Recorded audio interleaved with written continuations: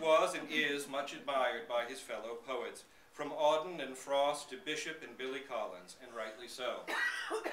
He was unique in American letters. Who else could ever have written, "So that's who reminds me of"?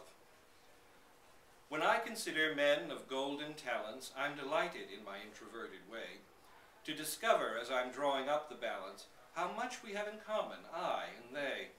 Like Burns, I have a weakness for the bottle.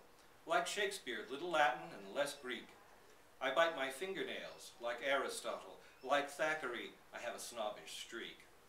I'm afflicted with the vanity of Byron. I've inherited the spitefulness of Pope. Like Petrarch, I'm a sucker for a siren. Like Milton, I've a tendency to mope. My spelling is suggestive of a Chaucer. Like Johnson, well, I do not wish to die. I also drink my coffee from a saucer, and if Goldsmith was a parrot, so am I.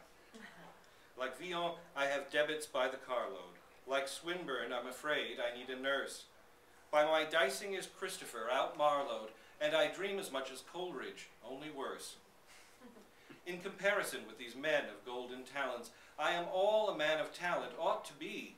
I resemble every genius in his vice, however heinous, yet I write so very much like me. Nash made his living as a poet and a lecturer, no small feat in his time or since. He worked as an editor early on, both in publishing and for a spell at the New Yorker. He wrote advertising copy, a couple of musicals for Broadway, and even some very successful Hallmark cards. Guy has to earn a living. Spring comes to Murray Hill. I sit in an office at 244 Madison Avenue and say to myself, you have a responsible job, haven't you? Why then do you fritter away your time on this doggerel? If you have a sore throat, you can cure it by using a good goggerel. If you have a sore foot, you can get it fixed at the chiropodist. And you can get your original sin removed by St. John the Baptist. Why then should this flocculent lassitude be incurable? Kansas City, Kansas proves that even Kansas City needn't always be miserable. Up, up my soul, this inaction is abominable. Perhaps it is the result of disturbances abdominal. The Pilgrims settled Massachusetts in 1620 when they landed on a stone hummock. Maybe if they were here now, they would settle my stomach. Oh, if I only had the wings of a bird. Instead of being confined on Madison Avenue, I could soar in a jiffy to second or third. He hated pretension of every stripe, and particularly any abuse of language. Goodbye for now, or pardon my gauntlet. Bring down the moon for genteel Janet. She's too refined for this gross planet. She wears garments, and you wear clothes. You buy stockings, and she buys hose. She says, that is correct, and you say yes. And she disrobes, and you undress. Confronted by a mouse or moose, you turn green, she turns chartreuse.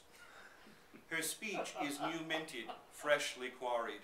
She has a forehead, and you have a forehead. Nor snake, nor slow worm draweth nigh her. You go to bed, she doth retire. To Janet, births are blessed events, and odors that you smell she scents. Replete she feels when her food is yummy, not in the stomach, but the tummy. If urged some novel step to show, you say like this, she says like so. Her dear ones don't die, but pass away. Beneath her formal is lingerie.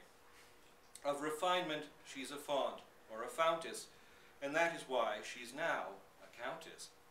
She was asking for the little girl's room, and a flunky thought she said, the earl's room. Nash addressed his times, and not always so gently, though even then he smiled where others might smirk or smear, as in, bankers are just like anybody else, except richer. This is a song to celebrate banks, because they are full of money and you go into them and all you hear is clinks and clanks, or maybe a sound like the wind in the trees on the hills, which is the rustling of $1,000 bills. Most bankers dwell in marble halls, which they get to dwell in because they encourage deposits and discourage withdrawals, and particularly because they all observe one rule which woe betide the banker who fails to heed it, which is, you must never lend any money to anybody unless they don't need it. I know you cautious conservative banks.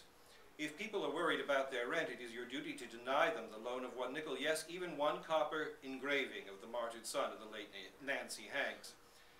Yes, if they request $50 to pay for a baby, you must look at them like Tarzan looking at an uppity ape in the jungle, and tell them what do they think a bank is anyhow, they had better go ask the money from their wife's aunt or uncle. But suppose people come in and they have $1 million and they want another $1 million to pile on top of it. Why, you brim with the milk of human kindness and you urge them to accept every drop of it. And you lend them the $1 million, so then they have $2 million, and this gives them the idea they would be better off with 4. So they already have $2 million as security, so you have no hesitation in lending them 2 more. And all the vice presidents nod their heads in rhythm. And the only question asked is, do the borrowers want the money sent, or do they want to take it with them?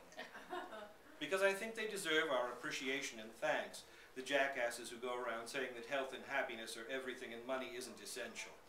Because as soon as they have to borrow some unimportant money to maintain their health and happiness, they starve to death, so they can't go around anymore sneering at good old money, which is nothing short of providential.